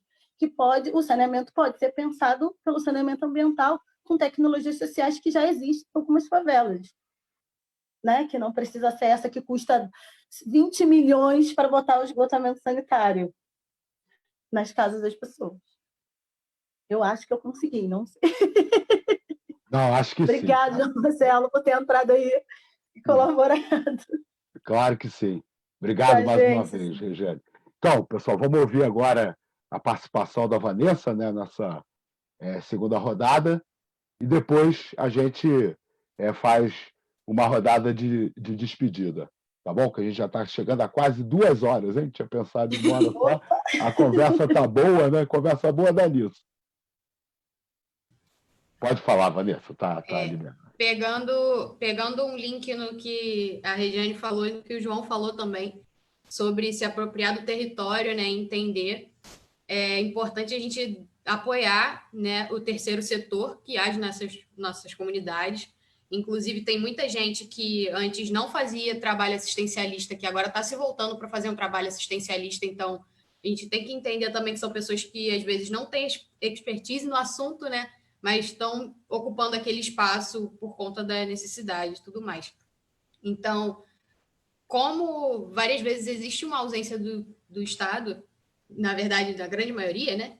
Vou falar nunca para não ser muito... Oh, meu Deus, nunca chega. Mas, como isso acontece, é importante a gente lembrar também, trazendo um pouco para o meu território de Santa Cruz, né? Que aqui, depois do desvio do Rio e das enchentes de 2010, eles instalaram bombas e fizeram uma estação de tratamento de esgoto na região, sendo que essa estação de tratamento tem uma bomba de sucção que tem um funcionário específico que vai lá ligar. Então, se o funcionário está dormindo, se o funcionário está doente, se o funcionário está qualquer coisa, ele não vai ligar e, consequentemente, a casa das pessoas começa a encher. E como é que você vai ficar em isolamento dentro de uma casa alagada, né? Se a gente for parar para pensar, é algo assim, que às vezes a chuva está torrencial em outros locais, está torrencial aqui também, mas em outros locais não alaga e aqui, por conta disso, alaga. Então, a gente tem que pensar nisso, tem que pensar na parte respiratória das pessoas mesmo. Uma das lutas do coletivo Marta Trindade é justamente ter essa assistência de pneumologista e dermatologista na região desde sempre, porque a gente é realmente muito impactado. O relatório, junto com a Fiocruz, já vem trazendo isso há alguns anos, sabe? Então, são coisas que, se às vezes a gente tivesse visto lá atrás e tivesse, sei lá, no posto de saúde, uma vez por semana, um pneumologista identificando essa pessoa aqui, essa pessoa aqui, essa pessoa aqui tem isso, essas pessoas talvez agora, sabendo, poxa, eu sou vulnerável, eu vou ficar em casa, sabe? Eu tenho predisposição a problema respiratório, eu vou ficar em casa. E muitas das vezes as pessoas não têm, sabe? E o que a empresa, as pessoas mais afetadas pela empresa, efetivamente, eram crianças e idosos. E é difícil deixar essas pessoas dentro de casa, sabe? É difícil você falar para uma criança, não vai brincar com seus amiguinhos na rua, se os outros amiguinhos dela estão na rua brincando, sabe? Então, é uma luta nossa antiga já. O nome do coletivo Marta Trindade vem de uma enfermeira negra que lutava mesmo contra a TKCSA e denunciava essas coisas. Então, a gente achou muito relevante colocar o nome para homenagear a Dona Marta, né? E, assim, é uma luta nossa antiga, assim, pela saúde, pelo bem-estar das pessoas da região, porque a gente sabe que realmente é complicado. Era só isso, sabe? Sei lá, uma campanha de conscientização, um agente, só isso, um agente de saúde que conversa com as pessoas, porque justamente pelo fato de terem demitido várias pessoas, os agentes de saúde não estão conversando mais com os moradores. E eram eles que seriam uma ponte sensacional para os moradores ficarem dentro de casa nessas regiões. Então, eu acho que queria só pontuar essas coisas mesmo com relação a gente tem que dar coisas básicas mesmo para as pessoas conseguirem manter o isolamento. A partir do momento que elas não têm água, elas estão, sei lá, com a sua casa alagada, elas não têm comida, elas não vão manter o isolamento e a gente vai ter que aprender a lidar com isso, sabe? Porque não tem como. Já tem a questão das casas serem pequenas, das famílias serem grandes, de não ter espaço para isolar efetivamente, e aí sem comida, sem água, sem sabonete, não tem como. Acho que é isso. Obrigado, Vanessa. Obrigado mais uma vez. Bom, pessoal, eu estou adorando a conversa, mas a gente está chegando em quase 2 horas já de programa. A gente tinha combinado de fazer 1 hora, né? Eu não sei até se em algum dos convidados aí já está, nossa, preciso ir embora, tem outra coisa para fazer. Eu acho que o sinal de que o papo está bom, né? Rapidamente a gente chegou a 2 horas. Então eu queria fazer uma rodada de despedida, tá? Passar a palavra de novo para o João primeiro, depois para a Regiane, para a Vanessa, agradecer mais uma vez a vocês. Eu estou doido para falar um monte de coisa, né, mas eu quero privilegiar a participação de vocês, então, na hora da minha despedida, eu desabafo. Depois que vocês tiverem completada a participação de vocês, tá bom? Então, João, por favor, aí, acho que uns 5 minutinhos para cada um agora para a gente se despedir, tá? Para não ficar muito longo. Olha, eu tô com dor na lombar, não sei se vai durar 5 minutos, não. Tô brincando. Tá. Não, primeiro eu queria agradecer mesmo a oportunidade de estar podendo expor esse trabalho para vocês, de vocês poderem abrir essa porta para mim, para estar expondo esse trabalho. Fico muito feliz de ter o privilégio de estar vendo mulheres protagonizando essas lutas, estar do lado de vocês, Rejane, Vanessa, por estarem aqui falando comigo. Soube que é uma mesa que tem a maioria mulheres, assim, é isso, tem que ser assim, né? A revolução vai ser feminista. E estou muito feliz, é só isso. Tchau, tchau, agradeço e só. Obrigado, João. Rejane, mais uma vez, obrigado, viu? Aqui.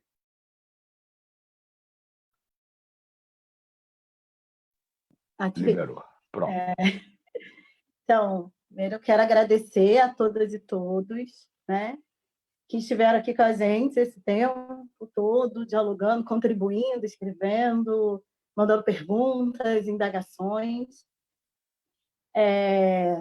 Agradecer a você, Cinco, e Pedro, né, pelo convite para a gente poder dialogar esse tema tão importante, né? Porque meio ambiente é um tema que muita gente discute, mas falar de racismo, né? Racismo ambiental, racismo estrutural, e que isso afeta o meio ambiente das pessoas, isso é essencial, porque o meio ambiente da favela é da forma como ele é por causa do racismo, né? No ambiente da favela e da periferia por causa disso. Agradecer aí a Vanessa, o João Marcelo, né?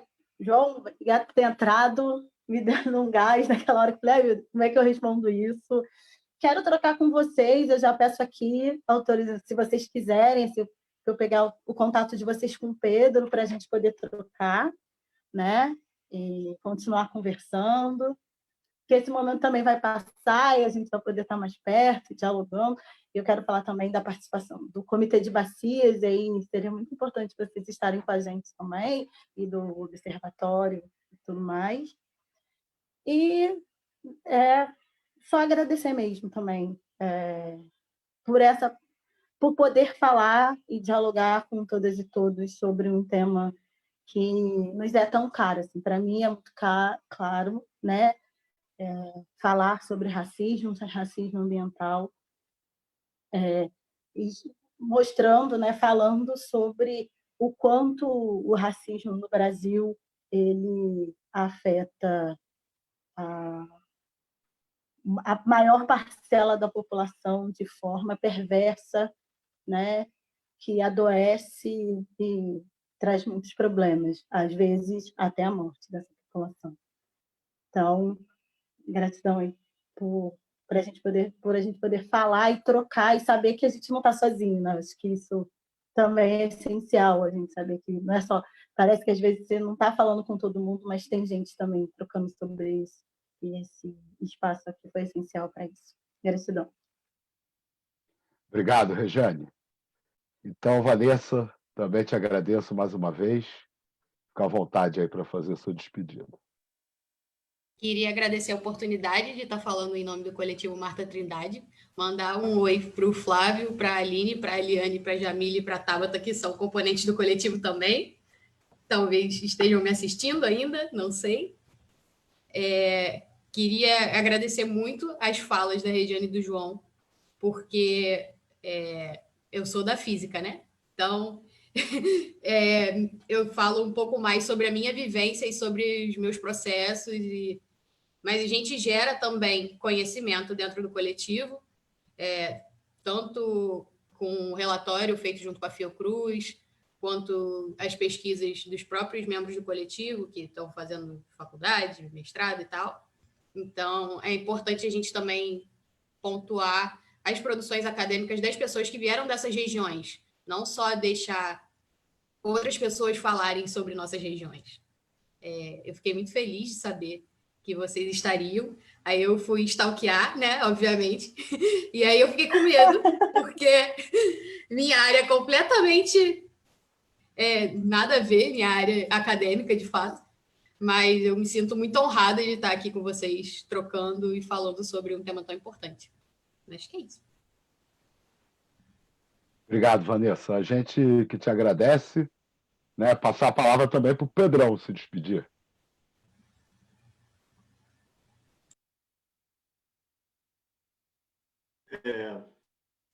Eu também quero fazer a palavra de todos. Eu acho que foi fantástico o nosso debate. Foi muito bom mesmo. Dizer que a luta não para e fazer um convite para quem está ainda aqui com a gente. Amanhã a gente tem reunião da Coalizão pelo Clima. A coalizão é um movimento partidário, anticapitalista, que reúne diversas pessoas e é um instrumento de participação super importante. E, assim, eu acho que quem puder estar junto com a gente amanhã, me manda lá, eu botei no Facebook meu telefone, tem minha cara lá, é só mandar um mensagem para mim que eu mando o link lá da reunião amanhã com o maior prazer do mundo. Quanto mais gente estiver com a gente construindo a coalizão, mais a gente avança. Muito agradecido a todos e todas e honra construir a quarentena ecossocialista libertária com 5. Assim, tem sido uma tarde de enorme prazer e hoje foi mágico. Estou assim, encantado. Obrigado, viu? Obrigado, Pedrão. Eu queria aproveitar também para fazer um convite. Na próxima quarta-feira, dia 20, nós vamos fazer a terceira plenária virtual do nosso mandato. O objetivo é discutir a linha política do mandato coletivamente. Então, vocês estão aqui com a gente hoje, né, aqui na sala do Zoom, aí no Facebook assistindo, né? Na nossa página no Facebook, na primeira postagem, tem as instruções para quem quiser participar da plenária, tem um cadastro para preencher para a gente poder mandar o link na hora da reunião, né? Eu tinha falado que eu queria fazer o desabafo. Na verdade, eu queria falar só duas coisas, né? Uma é a seguinte: é impressionante como a pandemia escancara as contradições da nossa sociedade. E uma das coisas que mais me deixa indignado é que a gente fica falando de fome, né? De falta de condições para as pessoas fazerem o isolamento social porque precisam trabalhar para comer. Só que a gente vive num país que não tem escassez de alimento. Nós temos alimento para toda a nossa população. Nós temos produtos básicos de higiene para toda a nossa população. São as regras econômicas do capitalismo que impedem que as coisas simplesmente cheguem para quem precisa, porque as pessoas precisam ter dinheiro para ter acesso às coisas, né?